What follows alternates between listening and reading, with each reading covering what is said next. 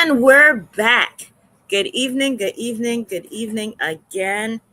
Just want to apologize. I actually accidentally ended the show. Thank you for tuning in. Thank you for joining this evening. I'm glad that you all are able to tune in. We have an important show tonight, important information to share throughout. So tell a friend, tell someone that we are live. We're on. So excited to have you on. Excited to share some of the things. All right, let's get right into it. Let's get right into it. So, a lot's been happening in the news. First of all, definitely want to send my condolences to those who experience the whew, I just feel for the people who actually just went through that magnitude 7.4 magnitude earthquake in Colombia. If you have family members out there, sending our prayers for them, sending our love prayers for you all because that's something. That is no easy task at all, and it takes a lot to rebuild. So, whichever way that we can help out to some of the people in Colombia, let us know. We're excited to help. We're excited to share information, and I pray that they can find some of those people still. So, Benev, how are you this evening? Thank you for tuning in. Of course, it's always great to see you and chat with us live. John will be on shortly. Please tell a friend tonight. We're going to have discussion about immigration. We're definitely going to have a talk about immigration and some other things happening as well. Um, so, whew, where do we start? Where do we start? There's so much that took place this week that whew, is all I have to say. Um, we start and we end with immigration, but there's so much happening throughout the city, beyond the city, internationally. And like I mentioned to you all, if you're watching around, I know that we're not paying attention to different weather patterns. But I know several years back, people used to always say, hey, be prepared, be prepared, be prepared, because we're going into hurricane season. If you're traveling, we're going into hurricane season, even here, Florida, the Caribbeans, or whatever. And as we notice changes in the weather pattern, we also have to be prepared at all costs. Unfortunately, I saw today that Indiana got hit, completely flooded out. It looks like the whole Indiana is like a river, which is horrible. So, as we think about coming to the end of the summer or whatever, how do we prepare for anything that's happening, the change with the culture, with the climates? How are you prepared? Are you really prepared? If something was to happen, are you ready to go? Do you have something ready to go? So please, please, please, if you don't have that in place, I would highly suggest start putting things in place, because climate is changing a lot, and we want to make sure we're always prepared at all costs. I know this week we lost. First of all, we're losing too many young people constantly. We're saying this, too many young people to gun violence. If you're going to get a gun, please put a safety lock on it. Please, please, please. Within the last 2 days, two kids got murdered with the gun. 15, and the other one I think was 17. Please, please, parents, I beg. Family, you have it. Protect our young folks. They're dying from senselessly. They should not have access to a gun. I know Roderick used to say everybody should have a gun, just be prepared or whatever, which is true for some. But if you're going to have it, lock it up. It don't make sense for the kids to be experimenting with these things. So it is so important that you put that in place. I've been talking about safety, health, and things to that extent. So please, I beg. Another thing, parents, if your children don't know how to swim, sign them up. Adults, if you don't know how to swim and you're going to the beach, you're going to the pool, sign up, because you can drown. You can pass away. But it's better for you to be safe than for you to go under. So please, please, I beg, please make sure that you are protected. I'm all talking about safety, safety, safety. So we need to make sure that we protect ourselves at all costs. So, yeah, want to do that. We definitely want to do that. Um, so yeah, I know that this week the birthright citizenship order came into play. Our fabulous, fabulous president decided to sign executive order about birthright citizenship, even though the court said, hey, you can't do that.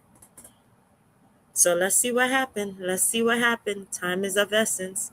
So I know a couple people, we were speaking about this last week also, that, hey, you might be a nationalist somewhere else and you have a child in the United States. You do not want to be in limbo, which is a problem. And we're full of expect the unexpected. That's all. Since we had this new administration, you have to expect the unexpected. Similar to him traveling, he will never admit, hey, certain things are happening. You know how, for example, you travel international to Turkey. He traveled to Turkey. He got on a plane, let everybody see, hey, I'm on a plane, I'm safe, hey, I'm okay. And then sneak back out the opposite way. What is that? That is problematic. If you are that afraid and that scared and in trouble that badly, that is a problem. Stop, because you're putting everybody else at risk. If they don't like you, guess what? More than likely, they're going to take it out on Americans. So, I don't know, man. I don't know what to think of this, but it is problematic. We never had a president prior who has, well, we have had presidents who they didn't like, but internationally like this is something. This is something. Like they used to say, like he says, everybody love him, everybody love him. No, sir, you got it wrong. Everybody do not love you. But just for example, if he could just keep his mouth shut, maybe we could get somewhere. We can get somewhere. So, a lot happening. I'm telling you, there's always comedy. Now I'm starting to see the comedy every week with this presidency. So like I always say, I love me some George W. Bush, because he used to always have me laughing. But this one, I don't know. It's sad, but it's just, I don't know. It's a lots going on. Um,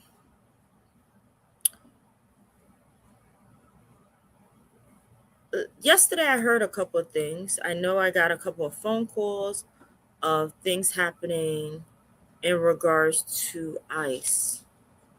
I'm gonna bring this up when we have our guests on later on this evening. But as I think about what's happening right now, um, I know ICE was just said that they're going to spend $21 million on a glove that will electrocute people.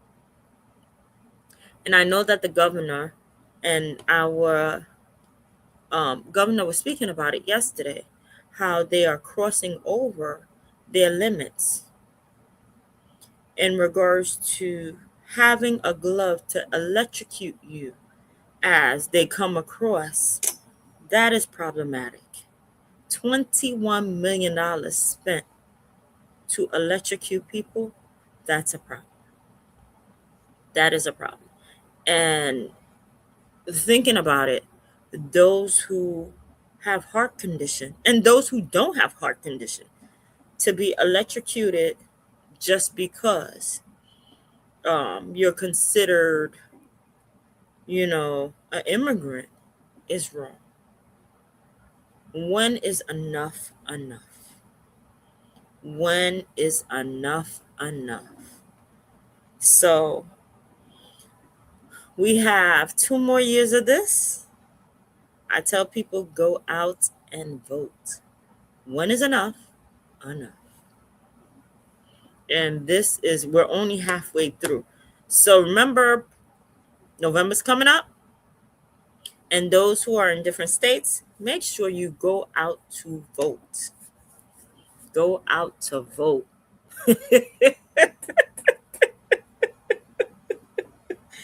People voted for Donald Trump and he does this nonsense. Benev.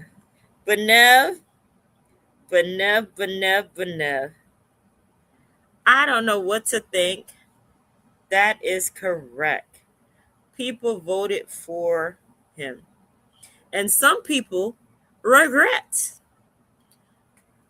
As we think about our chef in Florida, who actually voted for Donald Trump. He said he was thinking of business. And as he thought about the business, guess what? Now he's paying the price. Hold on. He's paying the price. And the sad thing is,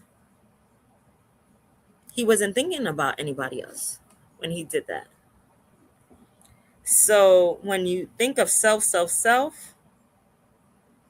there's a consequence to that. The sad part about it is when someone show you who they are, believe it. Don't go over money.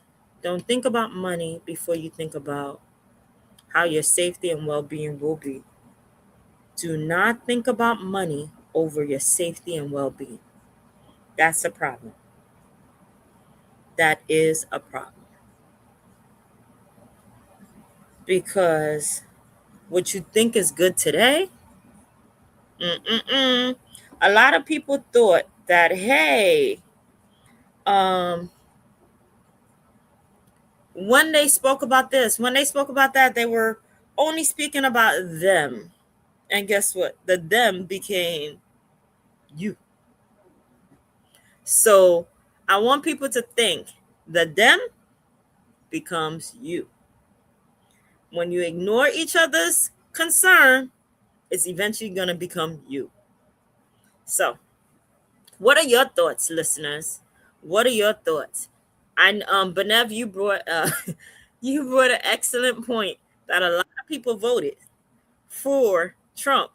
But unfortunately, when they voted for him, guess what? There is a consequence for that. There is a consequence for that. So we have our attorney on that's coming up. I'm excited. I'm going to bring you on. Are you ready? Let me know. Okay, perfect. All right. Hello. Good evening.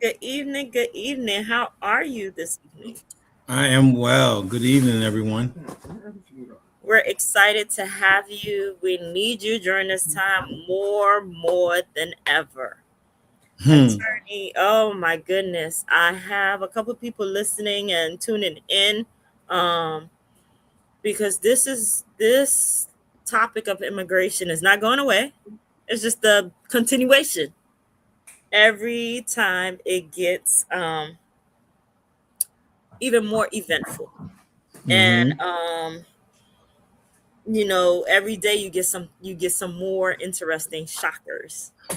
Um, so I know yesterday as I was working, I got a text from one of my colleagues who daughter was on the train in Brooklyn on Atlantic Avenue. I know that she was on the train and ICE was there. So they asked several people to show ID, but it was people who were non-white. So this is the sad part. They were not white and they were asked to show ID. If they did not have their ID, guess what happened? They got arrested. So this happened yesterday. And I said to her, "How do you know?" She was like, "Cuz she came running to her." So what's interesting is it's not it's a lot of ICE happenings have been going on, but it's not publicized. It's happening in Brooklyn. Ladies and gentlemen, a lot of that is happening in Brooklyn. It's not happening in California or Minnesota. No, they're here. They're here. And it's not a joke. Like I told some of my friends and family, make sure when you leave to go outside, you have ID on you. And I know that the last time you were on, you mentioned important things, important facts, what you should do as a client, what can you do? You mentioned a device that you could press that would let people know where you're at all time. Did this is important. People are afraid. They're afraid to leave the house. They're afraid to go out. This is real. This is a whole nother level. A whole nother level. So I'm gonna throw the ball at you. The mic to you. What do you do? Where do we go? Exactly. Thank you so much for having me. And I want to just say good evening to all of your listeners and the participants and the whole Village Radio Talk Show family. And I'm Yeah. glad to be back on here because Yes. We're excited to have you. we got to have these real conversations about real things, right? And Hmm. so this is a time when we've got to really lock in, Hmm. as the young people say. I, Yes. I, I start with this idea that we still have to focus on our constitutional rights, Hmm. right? And this idea that the Constitution has some rights that are given to everyone who is in the country, just because the founders believed that this was paramount to who we are as people and our country. So you don't actually have to be born in this country, be a citizen of this country to be able to exercise some of these rights. And so it's important that we start with that. So generally, I would tell you that you have the right to remain silent in those interactions. You have the right to ask if they are detaining you, right? Because Mm. generally, ICE doesn't have the ability to stop you on the basis of reasonable suspicion of a crime because they're not actual law enforcement on the city level, right? So there are times when a person in the NYPD might stop you because they suspect you of, I don't know, fare evasion. Mhm, mhm, ICE doesn't enforce fare evasion. So if they thought you jumped the turnstile, that wouldn't be a reason for them to stop you. And mm, so we have to be in a position that we understand where we are and that we're able to articulate the question, am I free to go? Am I being detained? And continue to ask that question. You can always say, here's my attorney's information. I insist on having an attorney here before I answer any questions. And those are things that you have the right to do. And the issue is going to be making sure that you have the power, the exercise your rights in those situations. I think they are moving in a much more quiet, silent, deadlier manner now, yes, right? yes. So Minnesota, Los Angeles, they've kind of shown them that, people can organize and try to bring force upon force, numbers against numbers. And I think everybody saw the social media feed of the Flatbush interaction with the Haitian community, right? Where 3 or 4 officers tried to attempt a arrest or at least an investigation of some people, and the whole community came out to show force, and the ICE officers had to second guess themselves and think about another time when they might want to try that stuff. So it's important that we are in a position to exercise our rights, to know our information, have the contact information of an attorney. So I would just say that, yes, I was talking about an app you can get from my office. You can call me and we can talk about it. So what we do is that with our clientele base, we can give them this app that allows them to be recorded the confrontation with an ICE officer, so that I understand the questions or the parameters of the investigation, in hopes of trying to see whether or not they violated your rights, and that'll make for an easier departure from immigration customs enforcement detention. And so those are key facts. I think sometimes people feel like it happened too fast, and so they don't really remember what exactly was the situation. And so we want to make sure that we have a recording of it. It also allows you to name people who you want to be notified of your disappearance when and if they take you. And so it will also have a tracking device. And so that device usually goes with you wherever you go. You may not have it on your person, but whatever facility you're taken to, it'll be there. And then I am much faster in that situation because I know where you are, versus immigration being a federal jurisdiction means that they have the right to send you to any facility in America or even in the continental USA. So you don't want to be in a situation where they won't give you access to a phone for 2 or 3 days. And so we're delaying time because you're being transported on a bus or a plane to some other location. Here in the tri-state area, we have MDC, which holds people on behalf of ICE. So they hold them while they are getting their paperwork together. And so you could be there. Suffolk County has agreements with immigration customs enforcement, so they can send you out there. And then we all know about Delaney Hall, the infamous Delaney Hall in Newark, New Jersey, and they hold people there. And then the next one is Mosharkin, which is Pennsylvania, outside of Philadelphia, maybe an hour outside of Philadelphia. And so those are the first places that I'll look. And hopefully you'll be there for enough time for us to get that process. So I don't know if this was the last time I was here. We had some changes in the law regarding the question of whether or not people are mandatorily detained or whether or not immigration judges have the authority to issue bond, right? As it initially started, the government under Trump said that if you are not legal or you enter the United States illegally, then you don't have much opportunity to ask for bond, and the law requires them to be detained for the whole period of your case processing. But that was completely novel and new interpretation of the law, which usually said if you had been here for more than 6 months, more than a year, and you had a job, community ties, that you were eligible for bond. That if you were applying for asylum and they gave you what they call a credible fear interview, where they tried to see, do you really have a fear of returning back to your country?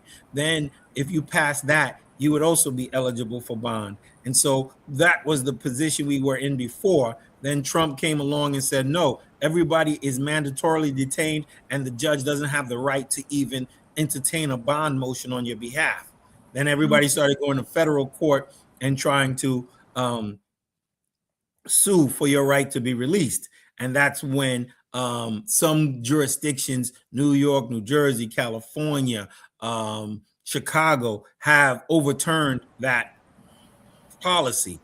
I don't know if Trump administration plans on taking it all the way to the Supreme Court. Like they do so many things that are unprecedented in their administration's policies. But for now, certain areas are currently eligible for bond without having to go to federal court to sue the United States government for a policy that nobody believes is being interacted with. So if you're in New Jersey, New York, Connecticut, this is your shot to get out as quickly as possible from a detention situation. But we hope that we will be able to avoid it by having the right documentation to go forward.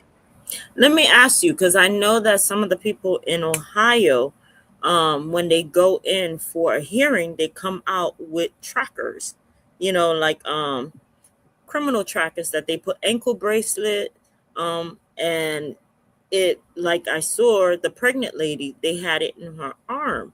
So what are they doing that also up here? Yeah. I've been talking to a couple of clients who have recently got appointments, and they've always done it, but it wasn't as pervasive as it is now. And so, and you used to be able to, after 6 months of on-time check-ins, you would be able to ask for it to be taken off. But what classifies someone to get an ankle bracelet? Because their immigration status? The TPS people. So that means all the people who actually they ended TPS, they're going to go after them to put ankle bracelet on them. Well, if you have no immigration status, then you become in custody of ICE. ICE is trying to figure out a way they can actually deport people, but they unfortunately are not in a position to make Haiti safe. And so despite the fact that they're actually sending people back, they're not feeling like it's safe. So currently they only have 2 flights a week going to Haiti. And how many is that? That's like 600 people. And what are we talking about? The Asian TPS with the Syrians was like 330,000 people who have lost their immigration status. And so they want the tracker to keep track of you if they can get a method by which they could actually safely land. What we've been told is that they are actually gang wars going on for territory in Haiti, in which the airlines refuse to go. They are scared that the plane might get a bullet in it, right? It actually did happen where they did have a couple of bullet holes. So where are they putting these people? Well, that's what they want. So now you have your federal tax dollars going to create security in a landing place, both in Port-au-Prince, and they're looking for a second location to potentially land the plane. But that requires a pre-team, right, to go down there and clear the path. Let's say a 1 mile radius to make sure no gangs are fighting, no shooting is happening, and try to make sure that it's safe before they allow the plane to come. And so at this point, that cost is prohibitive. The logistics are prohibitive. And so they can't have multiple flights to Haiti. And so with that being said, if you're talking about 600 into 330,000, I don't even know how many years it's going to take, right, for all these people to be removed. And therefore, in the meantime, they want to know exactly where you are at all times. So I'm recommending to many of my Haitian clients who have a fear of returning to Haiti, right, that they must go ahead and put in their asylum application. And that even though asylum requires you to apply within 1 year of entering the country, there is an exception for a scenario in which you actually have lawful immigration status and didn't think you were going to have to go back to Haiti or any place else. And therefore, the revocation of your legal status has now created an imminent fear of being forced to leave, for which you're now trying to ask to be included in the exception to asylum regulations that require you to apply within 1 year. And so we're doing it, and we're going to fight the good fight for the next 2 years of Trump's presidency to make sure that we do that. So have they been getting approved? The asylum? No. The asylum rate in New York was about 45%, 43%. Now it's about 22%. Oh wow. They fired most of the judges. So whether The you, ones that would approve it, right? yeah, so those people have been fired. They're now practicing law. They're like, do you need me to cover a case for you? I'm used to be a judge, but now I'm going to try to do my own thing. And I need help to get started building up my own case law. Wow. Imagine Wow. that. You were calling this person your honor. Now they're just your colleague. Wow. So remember, people, on the way up, you meet the same people going down, right? So be careful how you treat people. Right, exactly. So there are those who have been embraced by the defense bar, right? Because we thought they were very fair judges. They were doing their job, calling balls and strikes, and they have been embraced. Some of the other ones are looking for jobs in traffic courts. Some of them are trying to be Social Security judges, doing anything and everything to try to, keep themselves afloat, right? Because obviously, you were accustomed to, I think it's 212, 187, $187,000 a year. Poof, gone, taken from you, and they're hiring all these new judges who have a background in JAG, where I think they come from yes, sir, no, sir, yes, ma'am, no, ma'am, type of situation. And so I'm not clear that they are having latitude. And so you have a lot of new judges who come from all different walks of life. Some of them were insurance defense lawyers, personal injury lawyers. Some people did criminal, but not too many from the immigration bar. And so they are kind of learning on the job with every single case. And so generally they usually go to the supervisors to ask their opinions, and then the supervisor says no, that can't be approved. Oh wow. So they're not going to give pushback because they're new. That's one thing. Right. So it's not as though you're not going to have a fair trial. Right. And so the benefit of our system, at least as long as it lasts, is that you have multiple avenues of appeal. So in the immigration court, if you don't agree with the judge that decides your case, you have the right to go to the Board of Immigration Appeals. And that process probably will take another year to 2 years.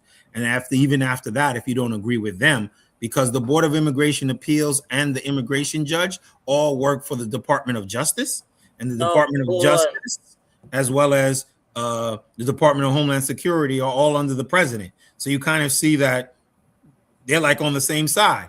And so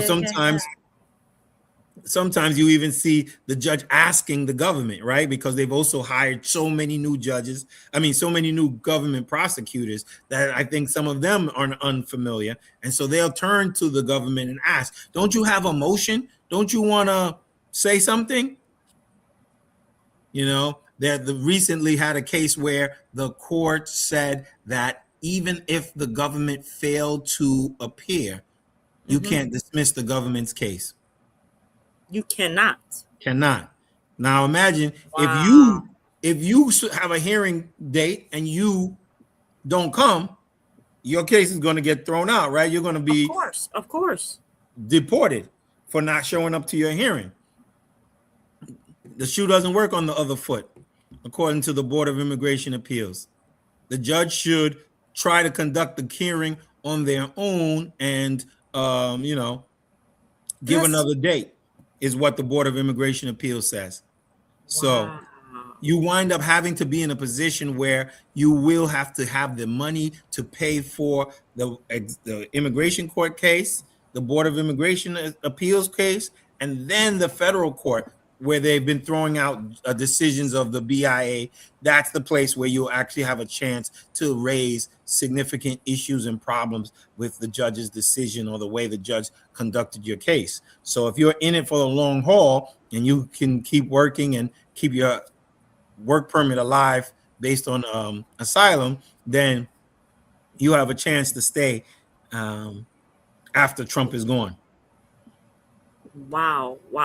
And I feel for the people who actually lost their TPS. Now they have to go and apply for asylum. You have to have money to apply for that because it's going to be denied. Then after it's denied, you have to go to appeals for immigration, and that costs money too. So all during this time, they're not working. They don't have working papers. They're trying to survive. They're not given any extra help or anything. So, Jesus. It's the setup. It's a recurring circle. And we used to talk about access to justice in terms of why should you have to be rich in order to get a fair shot? But at this point, it requires it because the Board of Immigration Appeals came down with a decision that said that if you can afford an attorney, you can afford the government fees, and therefore no fee waivers will be granted unless you have some exceptional circumstances. So you would have to go without an attorney and try to do it pro se if you want to get a fee waiver. And for example, in order to appeal your case prior to the Trump administration, it used to cost $110 as a filing fee. Currently, that fee is now $1,030. So it's a 10 time, yeah, take your breath away type stuff. What? So 10 times the amount.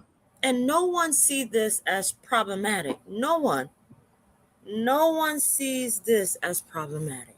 What happened was they actually got sued originally, but the only way they were able to beat it back that first time was to say that they didn't notify and follow all the procedural rules of changes to immigration policies and procedures. They have to be notified, put in a public register. People have to have a chance to comment on it, etc.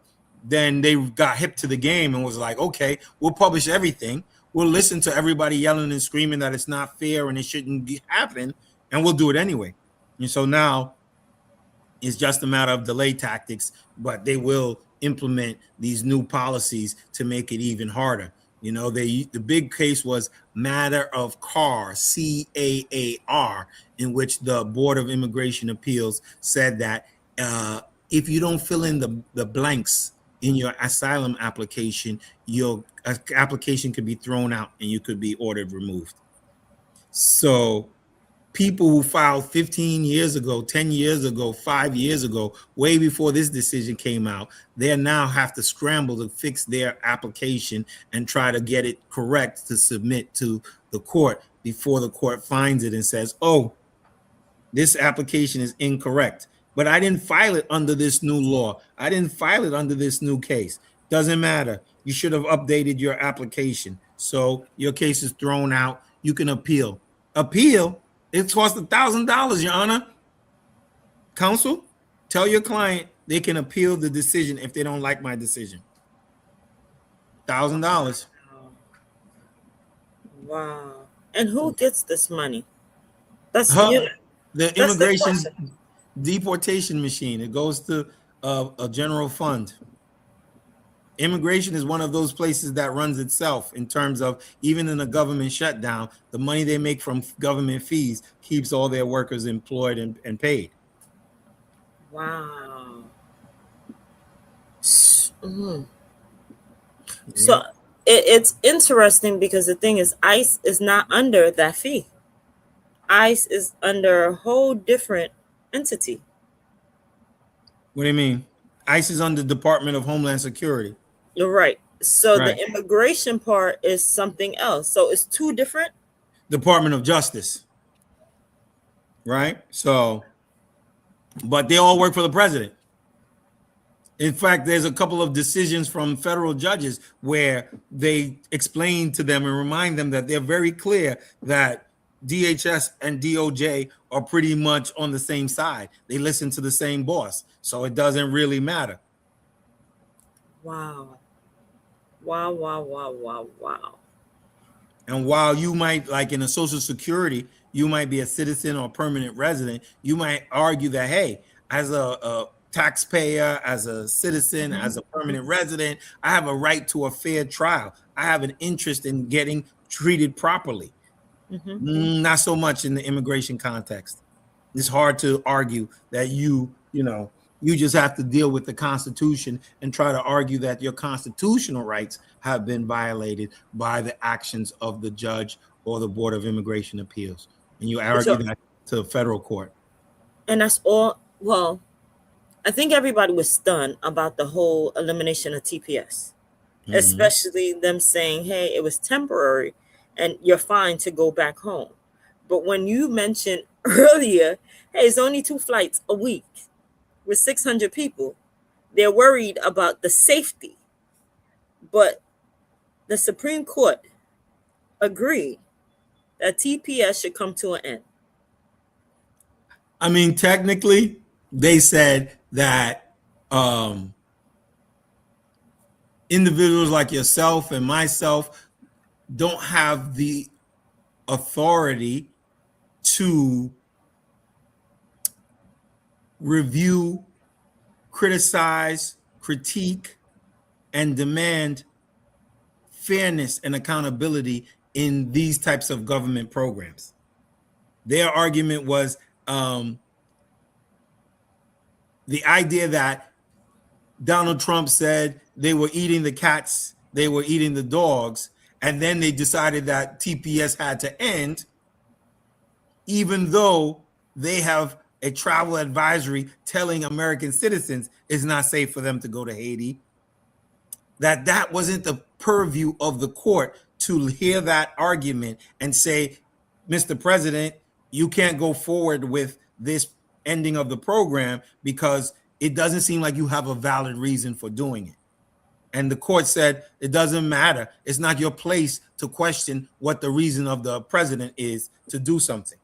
And that's right. But it comes to the same result, right? Is that at the end of the day, that means the Trump can end TPS for Haitians and now Southern Sudan, Ecuador, Syria, almost all of the countries are being thrown off the TPS list, no matter what the condition of their country is. Now, prior to Trump, was the court the same in regards to saying, hey, you can't do this and hey, it doesn't matter or whatever? No, they used to focus on the question of rational. Is there a rational basis for the government to act in this way?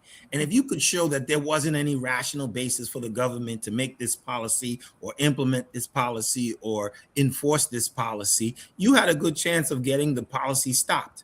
That was the position of the trial judge at the lowest level of the federal court, who initially paused the revocation of TPS. But Trump is not going to let some little district court judge tell him what to do. He put in 2, 3 Supreme Court justices. So he's going to take everything he can up to the Supreme Court to get them to rule in his favor. The law of the land.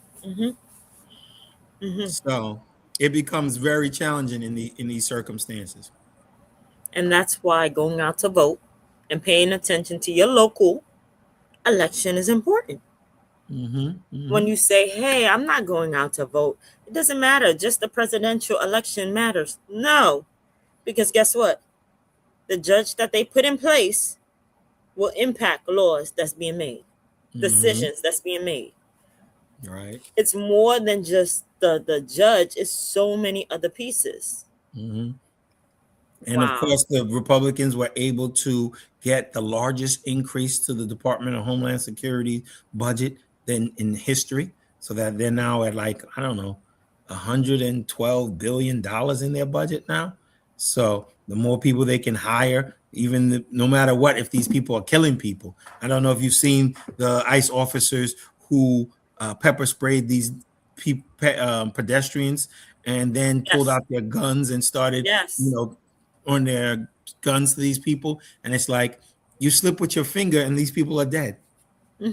Or I saw just yesterday, a woman who was driving and the ICE officer was like, well, you almost ran me over. But the video showed that was not the truth, but that's how they get away. Well, they weaponize their car to hit. That's the quick response. But now the new thing that I heard yesterday, our governor was discussing this, the $21 million for the gloves to electrocute people. Yes. People have been talking about that. Isn't that a crazy idea? You know how many people have heart issues? That you go and you touch them and electrocute, they're gonna die quicker. Yeah, no, there is no end to the brutality of this agency. And so when people talk about abolishing ICE, I don't know what else can be done, because it doesn't seem like an entity that can be reformed. When you hiring people who don't really have any sense of protocol, of reasonableness, and they're out there like renegades running around just trying to overpower people. Even though I remember that indication of the driver, she's like, "You can't arrest me. I'm a U.S. citizen." He said he didn't care. Right. What? Right. What do you mean Yes. you don't care? That's So- like saying, I don't care if you didn't do anything wrong. I don't care if you're not illegal. It's all about power. And some people shouldn't have it. Some people can't wield it. Some people don't understand wisdom, temperance. There's so many things. But again, you took the 90-day vetting period and turned it into 45, and you got them out there with a gun and just let them do whatever. And this is the problem. And I don't know why others in the society don't realize this is a testing ground. It's not just that they're doing it to them, because the idea is they couldn't do it to all of us, right? Mm-hmm. So they want to start with a group that they feel like they can get away with it. And we have to stand up for that group in order that it doesn't become us. And I don't think people recognize it. They're thinking, oh, that's happening to them. No, my friend, it'll be happening to you once they're done. I started the show with that. Okay, when you ignore other people hurt, when you ignore other people pain, best believe when they mistreat them, the them becomes you. Mm-hmm. Because they're seeing how far they could push to continue to do the same thing. My God. Mm-hmm. My God. You said it. You hit it. You hit it. You hit it. Mm-hmm. It is people. We need to be each other's village. So important. When somebody's hurting, we all hurt. When somebody is being mistreated, we all get mistreated. Because once you start isolating yourself, best believe you will be next. Mm-hmm. And the thing is, there's power in numbers. There is power in numbers. Because the thing is, God forbid something happens to you, who can speak up for you? If you go missing, nobody knows. That's right. So you have to be your other partner, your neighbors. If you notice something's happening, speak up. Because guess what? People are disappearing by the day.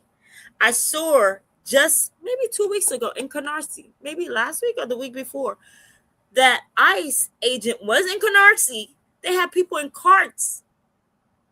The laundry carts that you take dragging out in Canarsie. That nobody, they're afraid. They shut the road down just to pull people because they have the address. When they shut down the DMV, best believe they have all your pictures, your ID. When you apply for your TPS, they have all those information. Who filed for you? What do you look like? Where, they have all of that. Where can they search? If you're not at that address, they're going to look for your family members who filed for you. So best believe they have that data. And guess what? If something happens, listen, if you notice that the person didn't come home or whatever, and you're calling and it's going to voicemail, problematic. Like our attorney said, listen, you need to have an app. You need to have something. You need to have a contact information. You need to check on people. People are disappearing, being sent other places. And come on. Right, because I think we got to understand who knows the pin to your debit card. How are they going to get money to pay your legal fees? How are they going to pay your bond? Where's the money come from? I don't know. If your friends have a lot of money and they can dash that to you till you get out, man, okay, great. But for those of us who don't have family members with, thousands of dollars to bond you out or get you out of jail, you might want to use some of your own money to help in the process, right? And so you need to have that information available. You got to have a plan in terms of how you want to move things.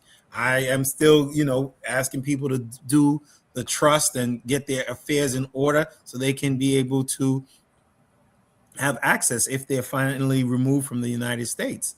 I know that people generally, if they don't get bonded out, they're not able to stand the conditions in some of these detention centers to fight their case, and they usually tap out. Now you tap out, are your items frozen? Because I heard that there was a rumor going on that all the people with TPS that is now expired, their bank accounts will be frozen. And I was like, I wish people would stop believing all of this stuff. But I would say it's a great idea to take some money out and start investigating. If you call my office, we can definitely point you in the right direction to some other institutions that you could use your debit card, and you don't have to go to their branch, but you could use your debit card to get some money out. I don't know if it's some Haitian denominations that you're going to get out of the ATM, but at the very least, you'll have access to some funds that you can establish yourself or support yourself, keep yourself afloat.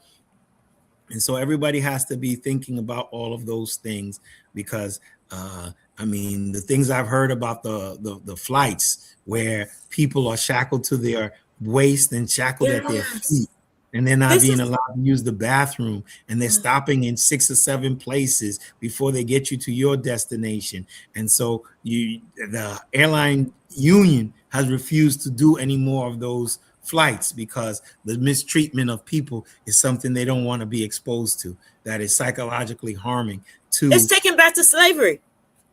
Chaining, even the ankle monitor.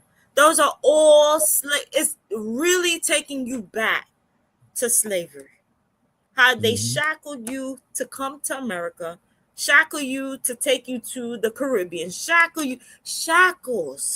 Ladies and gentlemen, this is no joke. People didn't believe it, but guess what? This is our reality in 2026. We fought so hard to actually get justice, only to go backwards. How many years? How many years? Shackled to a plane. I did hear about that. Not being able to use the restroom. The treatment. Right? Like the boat. You remember they used to show a picture of how the slave ships ordered all the people, how they'd lay them in there so they could squeeze as many people in.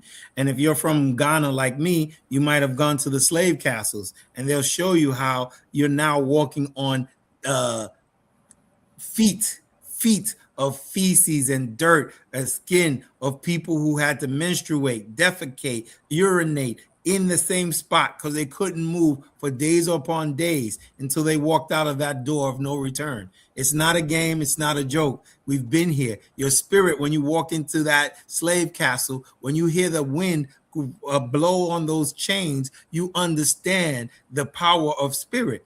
And so it is now or never for people to really get their self together as they begin to really try to find their way in this land, because our humanity is being challenged with some of these policies and procedures. Like, no one think that this is sick. No one. No one deserves to be belittled just for trying to look for a better life. No one deserves that. There's no nationality that deserves to be belittled. There's no individual that comes find work correctly, was given an opportunity. The opportunity was taken away, but now treated as a criminal. It's not right. That's the problem, where people didn't realize that Trump was talking about all these illegal aliens. He was talking about legal aliens too. And I think people have to understand this is the tricky part, right? Like, with the stroke of a pen, somebody who was legally here is now illegal, and they're chasing them around like they robbed somebody, like they shot somebody. And it's very, very stark difference, right? People thought, oh, I came here the right way. I did it the right way. No, the line between the right way and the wrong way is easily crossed by them moving the line just a little bit to the left. And now you've crossed the line and you now on the wrong side. And it's disturbing to me that people fell for that trick. I, you know, immigrants who are naturalized, that they are now starting to take away their naturalization. What is that process, and what put people in categories like that? Because I know that there's a couple of people who are nationalists or who committed crime, so-called committed crime. But why? So you'll find that during the citizenship process, you're asked many questions. Many of them sound kind of innocuous. I was actually at an interview today for a green card, and they were asking the security questions. Any weapons training? Do you plan on practicing polygamy? Have you ever been arrested? Have you ever committed crimes? Have you drug trafficked?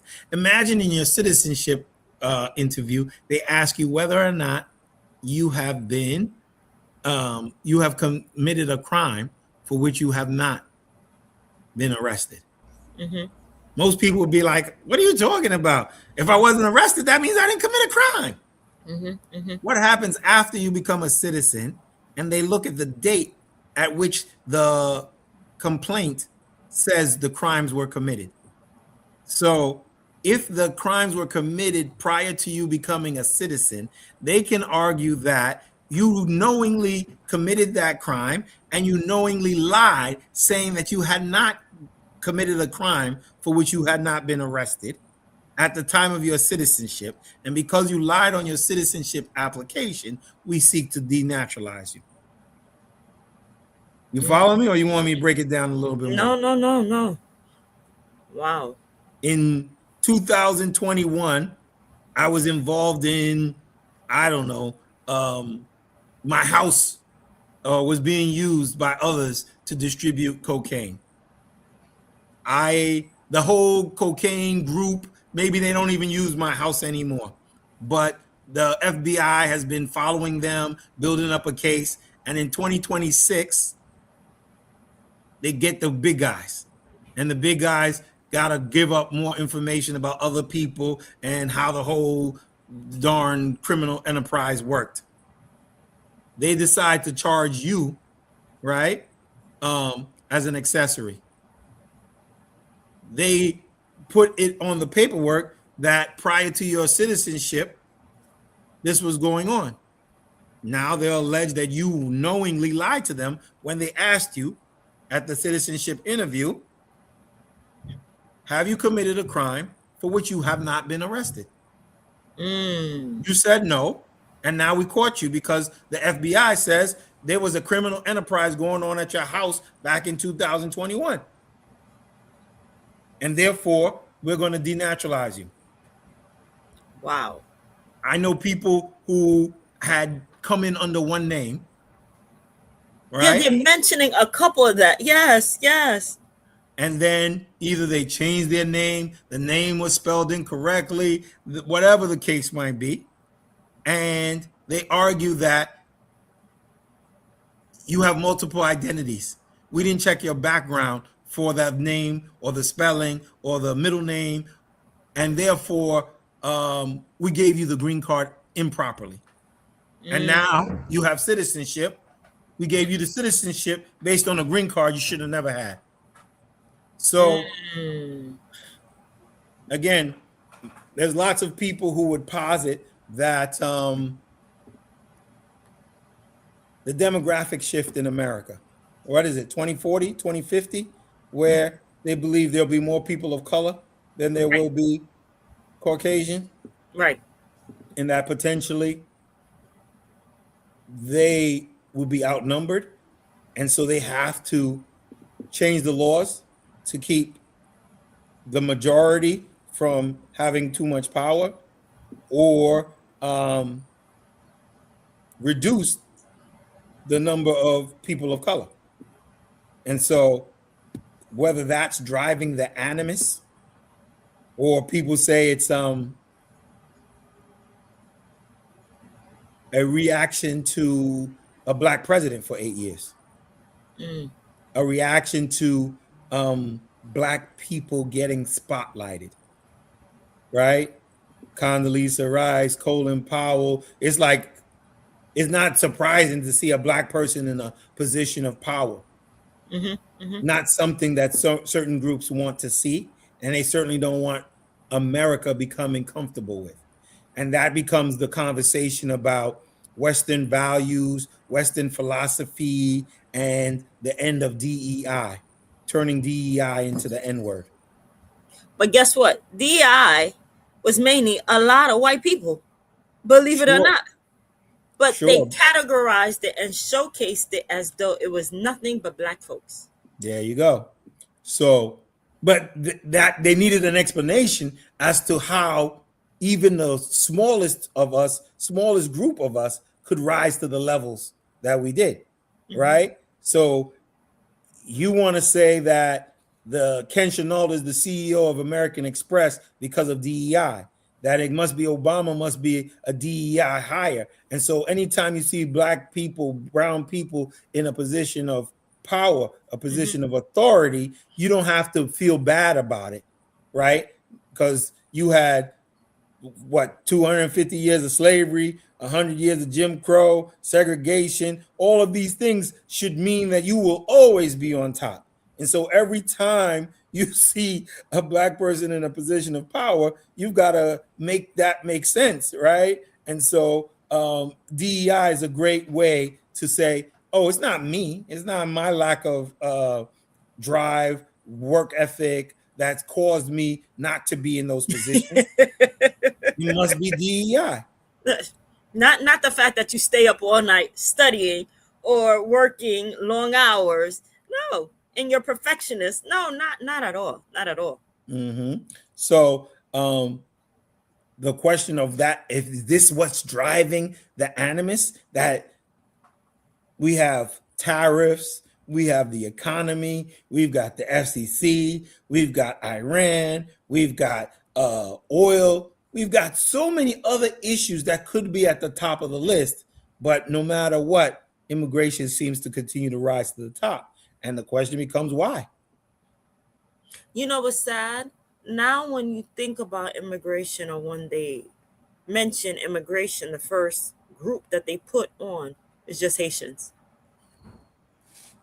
Automatically.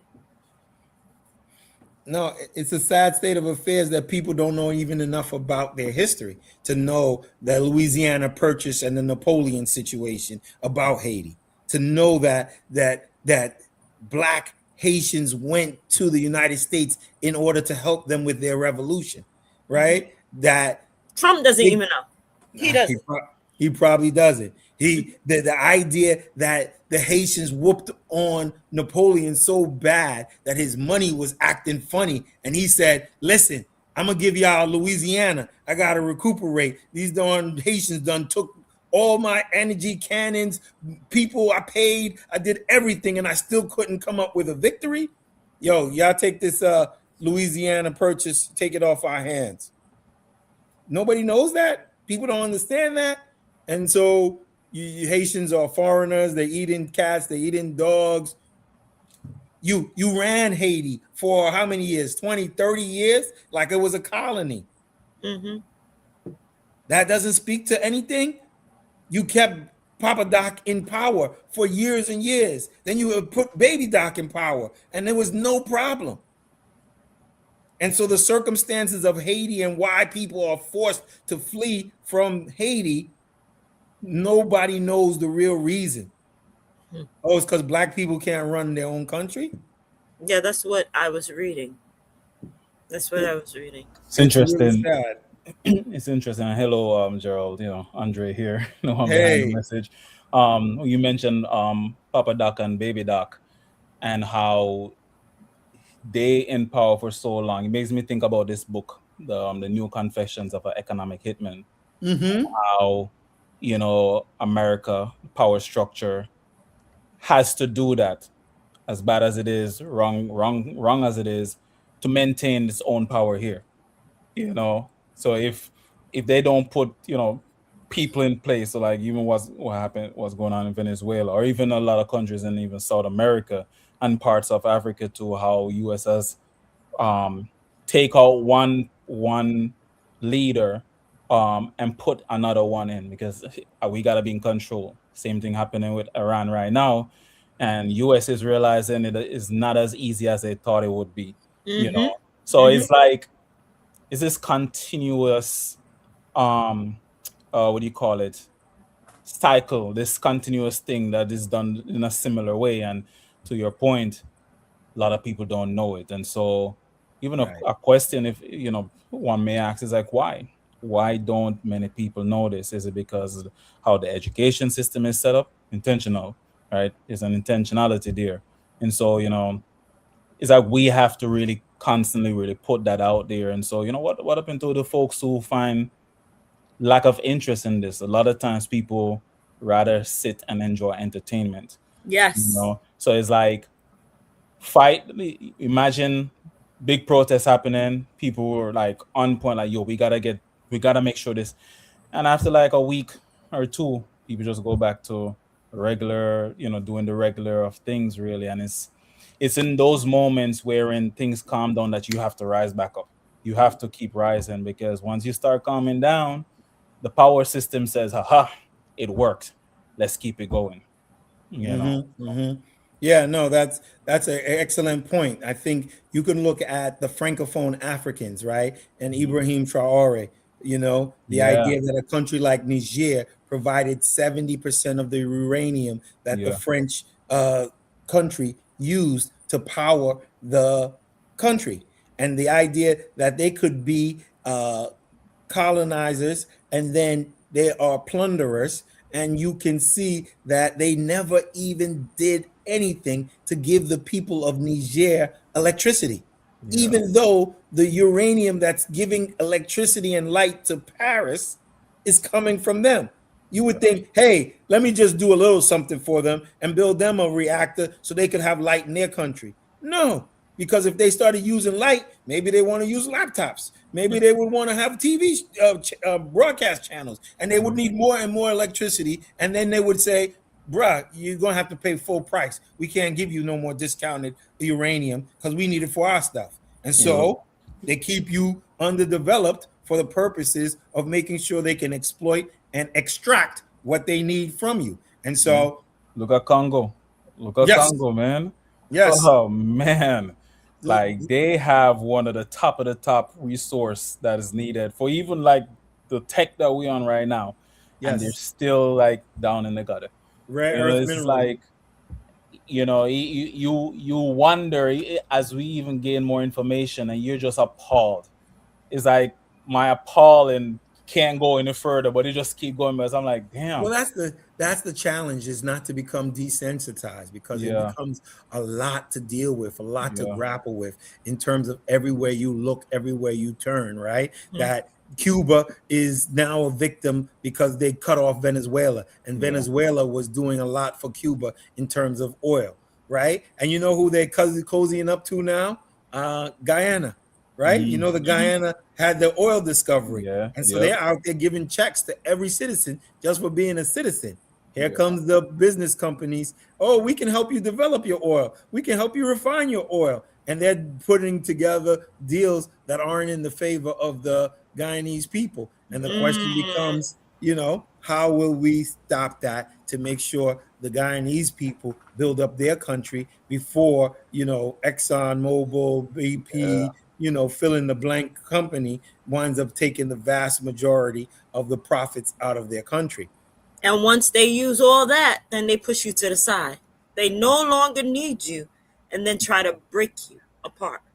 Yeah, and so corruption, and then they have the audacity to insult you and try to make, you know, what is it, playing in your face, playing mind games, like, oh, it's because you guys are not organized. Oh, it's the crabs in the barrel. No, you've set up that system so people can be at each other's throats for the little crumbs that's left over. If it was so much, this wouldn't be the case. I have a friend who talks about the first time going around to prep schools and seeing what well-to-do upper middle class kids and rich kids circumstances look like, where people's iPhones at $1,100 are laying around on a table, how you could leave the headphones that cost $250 on the floor. You go away for 3 hours, realize, oh yeah, I left my headphones, and it's still there.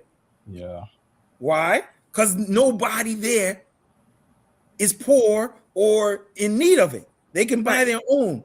Even the person who forgot they left something could actually just go to their parent and get another one. Yeah. So if everybody's like that, why would there be any reason for anybody to steal? So when you bring scarcity into the equation, then people feel like this is their last hope. This is their survival. And it creates tension between people. And so that is the work that we have to do, because, you know, it's like people don't understand that they are cursed with a lot of natural resources in their own countries. If only they'd be given a chance to develop it, use it for their own benefit, and grow their community and develop their countries. So those are the challenges that lay ahead of us with this move, because I can only tell you that what is hospitality in Florida going to look like without the Haitians? What is construction going to look like without the Latinos? What is home health aid and the care industry going to look like without them? Can it really function without them? I don't think so. And let me tell you, a lot of delivery trucks, FedEx, Amazon, relied a lot on Haitian people on doing delivery. So once they stop that, pay attention. Yeah. So we're going to have to see. Years ago, when I went back home, Jamaica, and I want to say this is probably moments of times where I started just like gaining a lot of knowledge and stuff. And I was in the Juicy Beef store, and out of the blue, I was just looking around in there, and I was like, man, you know, home has so much resource.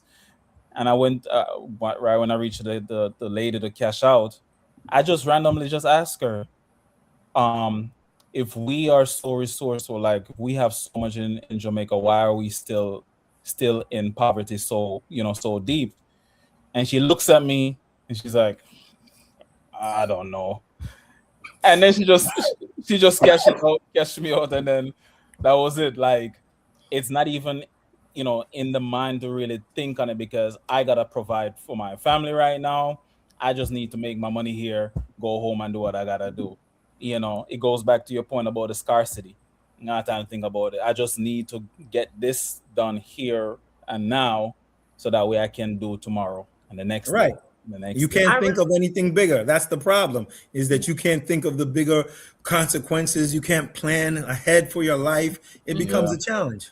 People need it's a race cycle, the rat race. So one thing I remember you mentioned before on I was on a platform where you were educating people. And you mentioned when they ship all these people back home, are they ready? Are you ready for a bunch of educated folks to come back? People who actually can do it. So now the question is, how will our country get prepared to accept people? Right. I saw the president of Ghana had come to Jamaica, and it was interesting because Jamaica had agreed to repatriate, when in the past Jamaica never used to take even its own nationals back from America.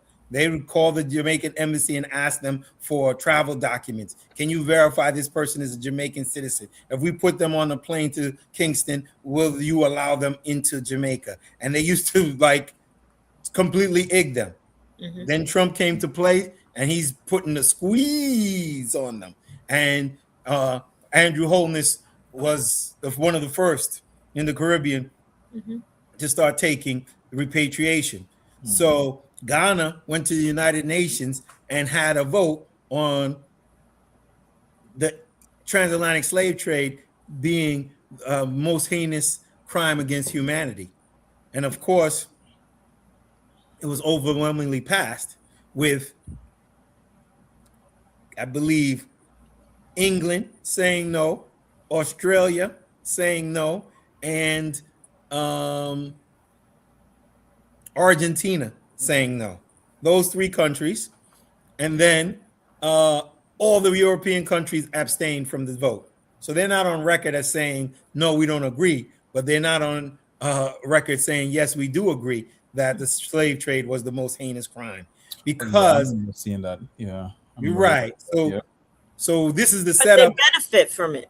That's the thing. They're not going to agree to something that they benefited from. Yes, yes. So this is the setup for reparations, right? So President Mahama was there to announce that Jamaica was going to be on a special committee to start deciding what kind of reparations they want to ask for at the United Nations.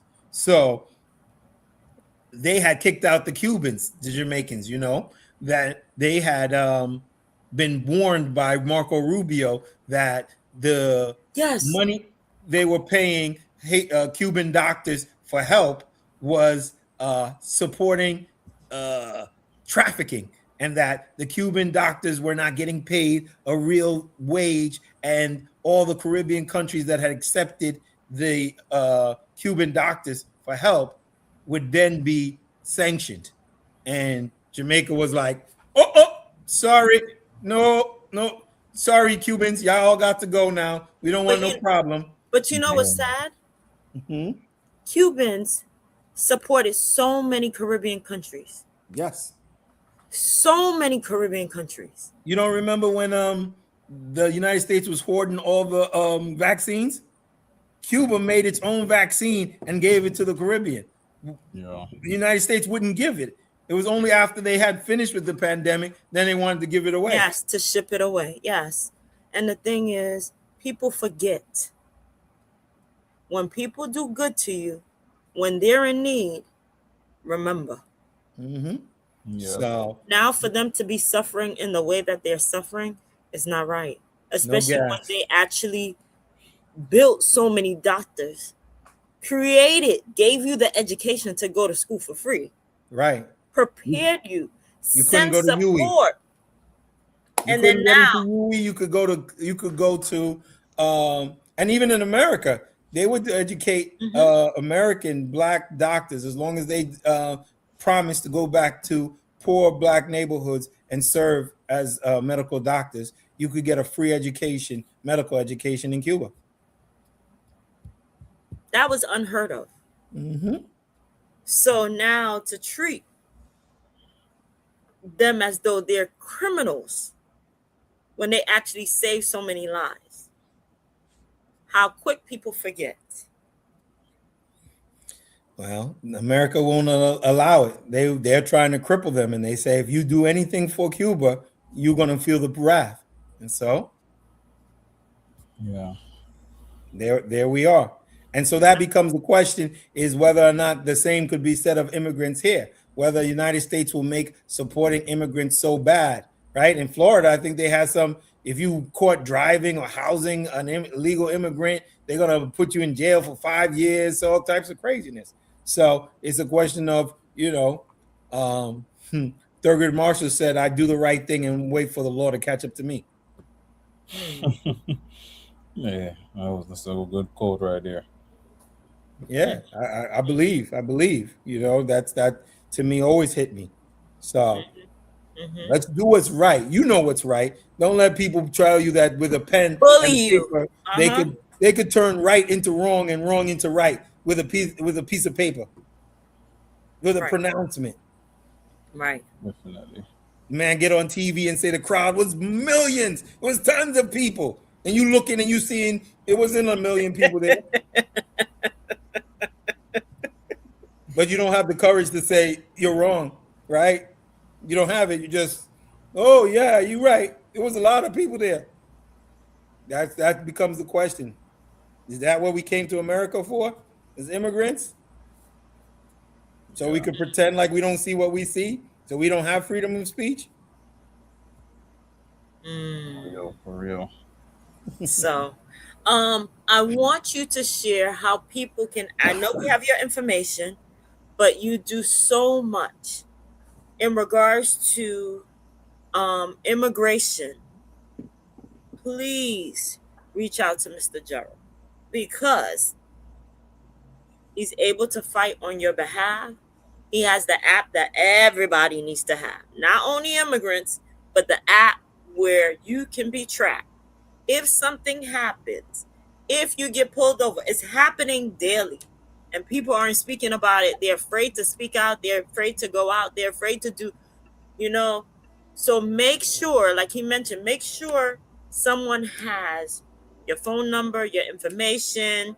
If you have children, who should take care of the child? God forbid you don't come home. Just have all these things in place. Hey, you know what? If you get pulled over, citizen or non-citizen, because they're pulling everybody. Who has your card? Who has access to your bank? Who has access to get, like you mentioned, if you need an attorney, who can help you out? You need to have a buddy system. This is not, oh, I'm independent. No, this is the time to partner and create your village, your community. Not independent. You need each other in this climate. Somebody needs to know your government name. Yeah. I love my Jamaicans. They always going on Bunny, Pepper. I'm like, is that the name on your birth certificate? No, that's not the name. So you looking for Bunny? Bunny's not going to be in the database. Pepper is not going to be in the database. Give them your real name so somebody can search you up and find out where you are. Yes, please. These are trying time. It's happening on the train. It's happening in the street. It's happening on your block. It's happening in Canarsie, the Atlantic Avenue, anywhere around. I remember it was Crown Heights. You see a group of ICE people. So it is more common than uncommon. Before you used to say, oh, we don't see them or whatever. No, they're here. They're here. And school's about to start. Parents, make sure, I'm telling you, ID, have an ID. But guess what, Gerald, if you don't have ID on you and they pick you up, like you said, what do? You got to have your documents in terms of a receipt for having applied for TPS. That has your actual name. It says you've been vetted. So that's your closest thing, is your immigration documentation, receipts, letters, things of that nature. Keep those on your person so that you have evidence of what you've done in terms of immigration. And I'd say, be careful, jump up. Jamaica, you guys had a beautiful Eastern Parkway event. We didn't see ICE. I don't know if the same will be for the Labor Day. So everybody keep your eyes on a swivel. Be careful about the ICE showing up to, right? There's, I don't know, 1 million people on the Parkway. A lot of people in that group will be undocumented. So everybody be careful. Yeah. And also you brought up the fact that, hey, trust. You must start creating a trust. You mentioned that. If you need to find out information about trust, please contact Mr. Gerald. Attorney Gerald will be able to share with you how can you do some things. If you need to file for asylum, reach out to Attorney Gerald. There's so much he can educate you on. You need more than one series, more than one time in order to have these ongoing conversations. The last time he was here, TPS was still in effect. This time, it's gone. 2-3 weeks later, it's gone. I do have a connect for you guys who want to try your hand in Canada. So we can talk about other options as well. The world doesn't end in the United States. Yeah, I understand we can fight all the way through, but if you're not willing to go straight to Haiti, Jamaica, fill in the blank, you may have an opportunity in Canada, and I do have a connect there as well. So reach out. Please reach out. It's better safe. Reach out, find out what's happening. Just be safe. And if you need help, do not stay silent. Please, again, reach out so that you're not here on your own. You have a village. Remember, Thank you, thank you, thank you. We cannot thank you enough for coming on, for sharing your knowledge. Would you like to say anything to our listeners towards the end? Yes, please. Remember, you're God's children. You have worth with outside of your job, outside of your education, outside of your immigration status. You are worthy because you are a child of God. Don't let anybody tell you different. Always prepare, always prepare, always be prepared. Thank you. Thank you. That's a great way to close out. Again, thank you, Attorney Gerald. We cannot thank you enough for coming on this evening.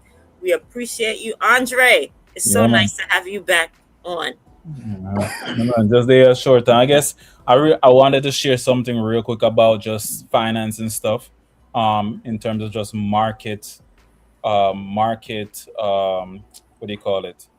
How the market usually performs. So like this year has been it's midterm years, and usually S&P 500 usually choppy, filled with a lot of uncertainty. What happens is that the 12 months following the midterm election, which is a pre-election year, markets usually are more certain because it feels like policy and any kind of change is already set in. What market does it is prices and expectations. So if it expect that things are going to be well for the next 12 months, then that's what happens. And so this is about just education. So it's really just for people to understand how the market usually flows. Midterm election years are often uncertain, choppy, and then the pre-election year or the 12 months after midterm, markets feel more confident. There's that rise. Now, you don't want to be timing the market. You want to have time in the market. You do your long-term investments. Make sure you get your financial advisor. But it's just really about understanding how market cycle works. And that's about it, really. Wait, I had a question as you were speaking. Mhm. For you, Attorney Gerald. A lot of people who had TPS have homes.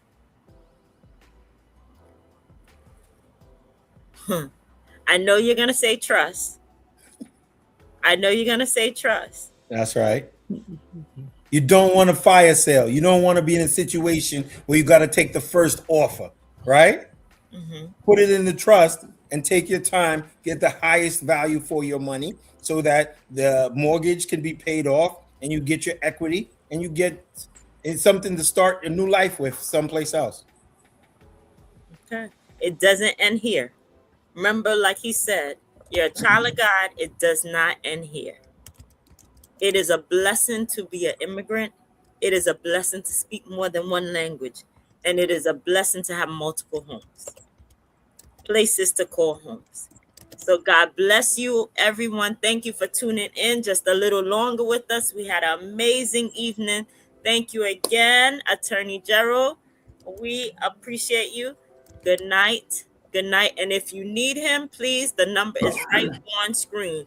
347-586-0555. 347-586-0555. Call him up. Bombard him with phone calls. Reach out to him. Listen, don't be silent. Open up your mouth, ask questions, and be safe. God bless everyone, and we'll see you next week. Thank you. Bye-bye. Bye-bye. So